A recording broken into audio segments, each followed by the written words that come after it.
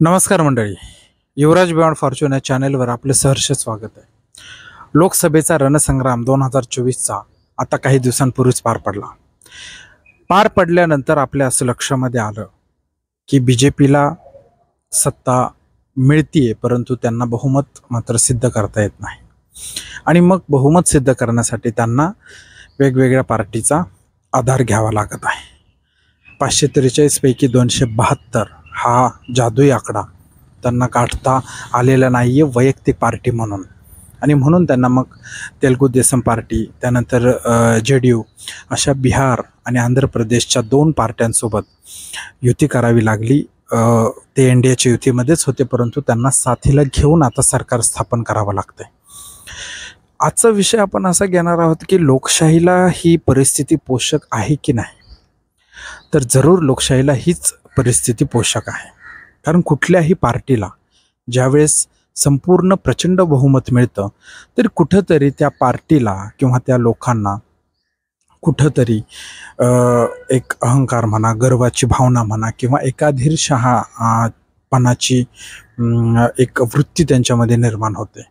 आणि मग कुठंतरी विरुद्ध पक्षाला सुद्धा असं वाटतं की ही हुकुमशाही चाललेली आहे. आणि म्हणून लोकशाही जिवंत ठेवायची असेल तर ज्यावेळेस अशा प्रकारचं बहुमत येतं की तुम्हाला कोणत्या ना कोणत्या तरी पार्टीशी अलायन्स करून पुढं जावं लागेल, त्यावेळेस मात्र लोकशाही जिवंत राहते असं त्या ठिकाणी आपण मानतो. कारण लोकशाहीसाठी हेच सर्वोत्तम हाच उपाय आहे.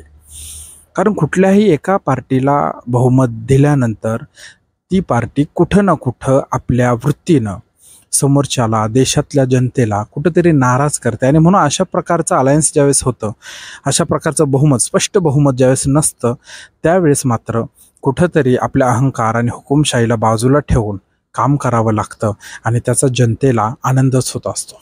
आणि म्हणून जनता याच्यामध्ये विजयी झालेली आहे. कारण जनतेनं काँग्रेस पक्षाला जवळजवळ 100 जागा निवडून दिल्या.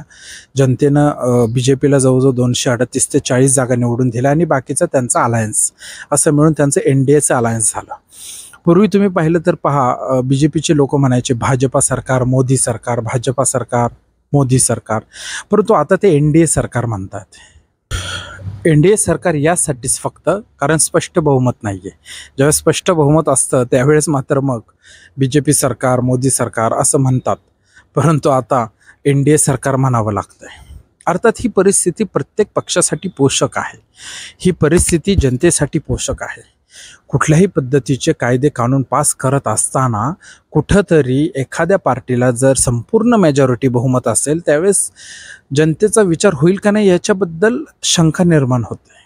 परंतु अशी परिस्थिती निर्माण आल्यानंतर ज्यावेळेस विरोधी पक्ष असा सक्षम असतो, त्यावेळेस मात्र कुठंतरी अशा परिस्थितीवर मात करता येते. आणि म्हणून लोकशाही जिवंत ठेवायची असेल तर विरोधी पक्षही तेवढा सक्षम हवा जेवढा सत्ताधारी पक्ष सक्षम आहे. सत्ताधारी पक्ष कुठेही चुकीचं काम करत असेल तर त्यावर अंकुश ठेवण्याचं काम हे विरोधी पक्षाचं असतं. आणि म्हणून यावेळेस 2024ला मोदींचं अभिनंदन की ते पुन्हा तिसऱ्यांदा पंतप्रधान होतील, परंतु त्याचबरोबर विरोधी पक्षाचंही अभिनंदन की त्यांनीही खूप प्रतिष्ठेची लढाई केली, त्यांनीही खूप मेहनत केली आणि सक्षम असा विरोधी पक्ष उभा केला देशामध्ये, जे लोकशाहीला पोषक आहेत. आणि म्हणून आता अशा प्रकारची परिस्थिती निर्माण झालेली आहे देशामध्ये. पाहूयात आपण आता नक्की 5 वर्षात काय घडतंय, 5 वर्षात हे सरकार टिकेल की ना टिकेल, 5 वर्षामध्ये अजून काय घडामोडी घडतील, विरोधक कसं काम करतात ते, सत्ताधारी कसं काम करतात ते. पण जनता मात्र नेहमीच निवडणुकीत योग्य उत्तर देते हे मात्र निश्चित झालेलं आहे. युवराज बियॉन्ड फॉर्च्यून या चॅनलवर असेच नवीन नवीन व्हिडिओ येत राहतील. त्याबद्दल त्याला लाईक करा, शेअर करा आणि सबस्क्राईब करा. तोपर्यंत धन्यवाद.